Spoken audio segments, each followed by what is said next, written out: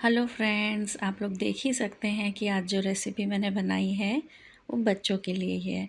ये vegetable cutlet है जिसमें इतनी सारी वेजीज़ हैं जो बच्चे नहीं खाते हैं वो भी खाएंगे। जैसे कि मेरा बेटा, उसको वेजिटेबल्स बिल्कुल भी पसंद नहीं है, लेकिन उसे बहुत अच्छा लगा और उसने खाया भी। इसमें मैंने स्पेशली छोटे बच्चों को टारगेट करके बनाया था। तो मेरी जो बेटी है जो 2 साल की होने वाली है, उसको भी बहुत अच्छा लगा। बिट्स ऑफ पीसेस के करके उसने बहुत अच्छे से खाया। लेकिन सबसे पहले मैंने अपने लिए चाय बनाई। सुबह का ये टाइम टेबल है मेरा। तो पहला जो फर्स्ट रीसेट दिन भर किया है हम मैंने, देखेंगे कि हम कितनी बार किचन को अपनी बार रीसेट करते रहते हैं। कितनी बार हम कुकिंग करते हैं और फिर कितनी बार हमें किचन रीसेट करना पड़ता है। तो ये है आज की मेरे इंग्रेडिएंट्स, जिसमें मैंने आलू लिया है, 2 बीट रूट लिए हैं, कैप्सिकम लिया है, कैबेज लिया है, ये मिर्ची जो ज़्यादा मिर्ची नहीं लगती, लहसुन, प्याज एंड अदरक। तो हम क्या करेंगे, एक शॉर्टकट तरीका अपनाएंगे। तो मैंने बीट रूट और आलू को पहले बॉईल कर लिया है। बॉईल मतलब ऐसा नहीं कि बहुत ही ज़्यादा स्मैश हो जाए कि मैश हो जाए। आपको बस एक ही सीटी लगानी होगी। ये एक ट्रिक है ताकि हम इसको आराम से कद्दूकस कर सकें, जो कि है हमारा बीट रूट। तो जब तक वो बॉईल हो रहा है, मैंने बाकी चीज़ इंग्रेडिएंट्स को काट लिए। तो सबसे पहले मैंने लहसुन को छीला और उसको, और अदरक को दरदरा पीस लिया। उसके बाद मैंने कैबेज को कट किया। कैबेज को आपको स्मॉल स्मॉल जूलियंस में पहले कट करने हैं। उसके बाद उसको हम और छोटे-छोटे टुकड़ों में कट करेंगे। जितना छोटा रहेगा उतना ही अच्छा रहेगा, क्योंकि कटलेट में पता ही नहीं चलेगा कि क्या-क्या वेजिटेबल्स आपने ऐड किया है। तो ये एक बहुत ही अच्छा तरीका है सभी बच्चों को वेजिटेबल्स खिलाने का, जिनको बिल्कुल भी पसंद नहीं है वेजिटेबल्स खाना। जब भी हम कुछ सब्ज़ी देते हैं उसमें से वो बच्चे वेजिटेबल्स छाँट-छाँट के खाते हैं। तो अब इस तरह से मैंने ट्राई किया है कि इसको जितना हो सके छोटा-छोटा काटा है। मैंने 2 बीट रूट लिया है, लेकिन उसमें से मैंने एक ही यूज़ किया और बाकी वाला मैंने ऐसे ही खाने के लिए रखा था।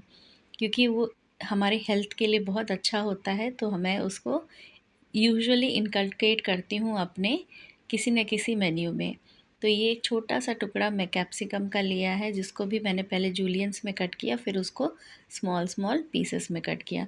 मैंने यहाँ पर गाजर नहीं दिखाया है, लेकिन मैंने बाद में मुझे याद आया कि अरे गाजर भी डालना था, तो मैंने उसको बाद में कट किया है। तो अब देखिए, पहले तो मैंने आपको दिखा दिया कि मैंने एक बार किचन रीसेट कर चुकी हूँ अपनी बार, जो कि है मेरा सुबह का ब्रेकफ़ास्ट और टिफ़िन बना के जो हस्बैंड और बच्चे को दिया। तो एक बार मेरा काउंटडाउन हो चुका है किचन रीसेट होने का। तो देखिए, वहाँ पे मैंने अदरक लहसुन का पेस्ट बना के उस कटोरी में रखा हो। अब मैंने प्याज को लिया है। प्याज को भी मैंने सिंपल छोटे-छोटे टुकड़ों में कट कर लिया है। काम बहुत ही छोटा रहता है, बहुत जल्दी भी फिनिश हो जाता है, लेकिन मेरी जो बेटी है वो मुझे ख़त्म करने ही नहीं देती है। ये पूरी एंटायर रेसिपी आपकी हाफ़ एन आवर में हो जाएगी, minus the time for boiling the beetroot and आलू, और उसको थोड़ा एक बार रेफ्रिजरेट भी करना पड़ता है। बट मुझे ये करने के लिए 4 घंटे लग गए, क्योंकि हर बार मैं कुछ एक नया करती हूँ तो मेरी बेटी मुझे कुछ पुराने काम की तरफ खींच लेती है।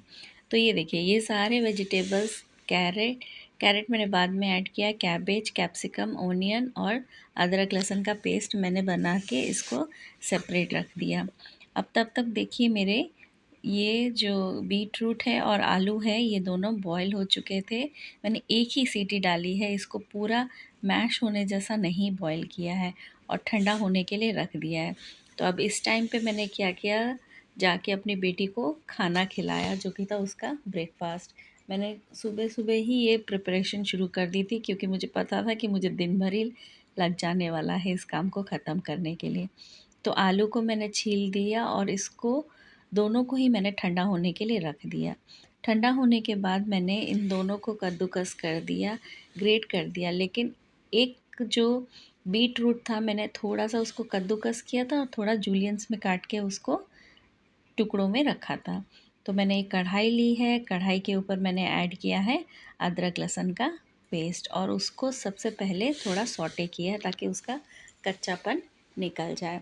अब बहुत ही ईज़ी रेसिपी है और बहुत ही आसानी से और जल्दी-जल्दी बन जाती है। बस यही है कि आप डिस्टर्ब ना हों। तो अभी तो मैंने बताया है कि मेरी एक बार रीसेट हो चुकी है किचन, तो अभी इस कुकिंग के बाद मेरी फिर से किचन रीसेट होने वाली है। तो सारे वेजिटेबल्स मैंने एक साथ ऐड कर दिए और इसको थोड़ी देर के लिए ढक के नमक के साथ मैंने इसको मिक्स किया और ढक के पकने के लिए छोड़ दिया है। आप भी यही कर सकते हैं, थोड़ा सा इसको नमक डाल के ढक के पकने दे लीजिए। जितना छोटा वेजिटेबल्स होगा उतनी जल्दी ही कुक होगा। कैबेज से निकलने वाला स्टीम इसको अपने आप ही गला देगा। कैबेज और बीटरूट दोनों में ही भरपूर फाइबर्स होते हैं जो कि हमें हेल्प करते हैं अपने डाइजेशन और गट हेल्थ के लिए। इस टाइम पे मैंने गाजर कट कर लिया और फिर इसको ऐड कर दिया। अब गाजर भी अगर हो सकता है तो आप बॉईल कर लीजिए इन लोगों के साथ, और उसको भी आप कद्दूकस कर सकते हैं, जो कि मैंने नहीं किया तो मुझे बाद में उसको ऐड करना पड़ा। अब मैंने इन सबको फिर से एक और बार ढक दिया है। सुबह की चाय एक ही ऐसी होती है जो पीने के बाद लगता है कि चलो अब रिफ़्रेश हो गए, तो थोड़ा दिन भर का कुछ ना कुछ काम में लगा ही रहता है। तो ये यहाँ पर मैंने इसको कर लिया और अब इस टाइम पे मैं ऐड करना चाहूँगी जो भी मेरा कद्दूकस किया हुआ बीटरूट और आलू का पेस्ट था। आप कोशिश करिए जितना भी हो सके इसमें कम मॉइस्चर रहे, क्योंकि अगर मॉइस्चर रहेगा तो आपका जो शेप है वो बनेगा नहीं। मैंने ये फ़र्स्ट टाइम अटेम्प्ट किया है, मैंने कहीं से देखा नहीं कि कैसे बनता है, क्या बनता है। मैंने इसको एक बार खाया था, मुझे अच्छा लगा।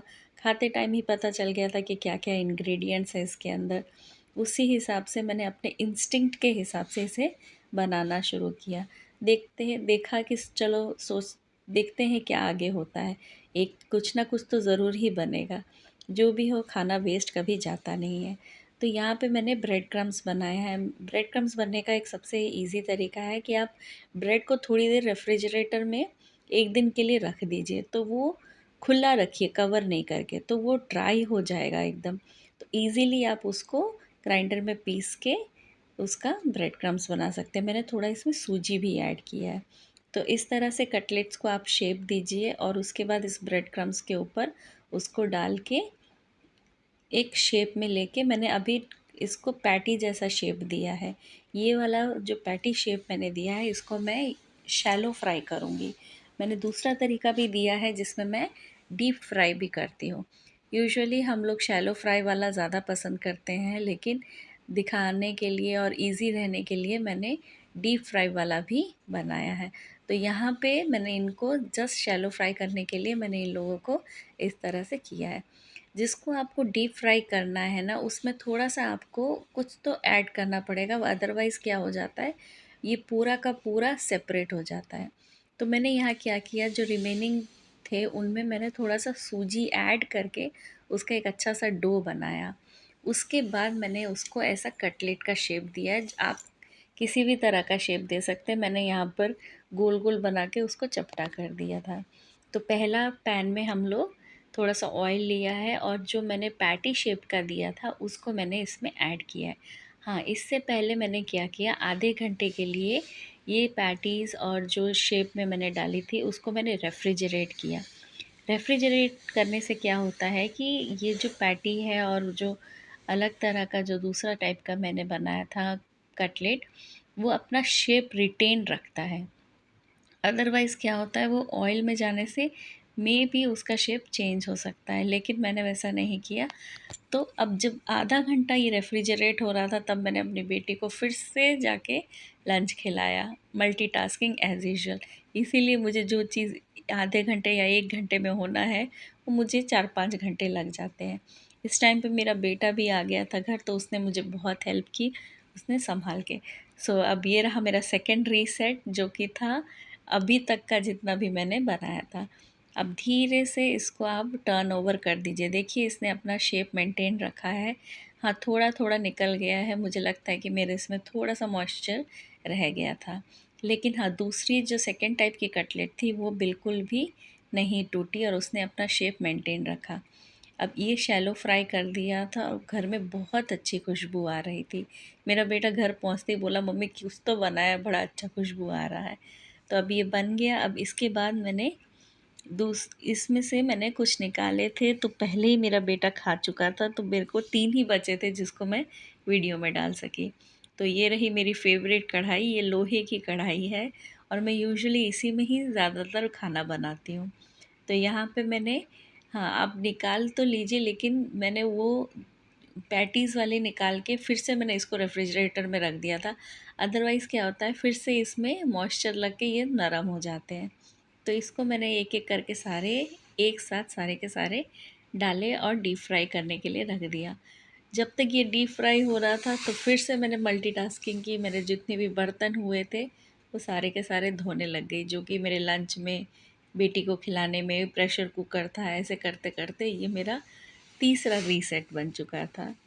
तो यहाँ पर ये जब तक डीप फ्राई हो रहे थे तो मैंने कुकिंग भी कर ली, एक साथ मेरे सारे के सारे इसमें आ गए और इसने अच्छा खासा शेप मेंटेन किया हुआ था।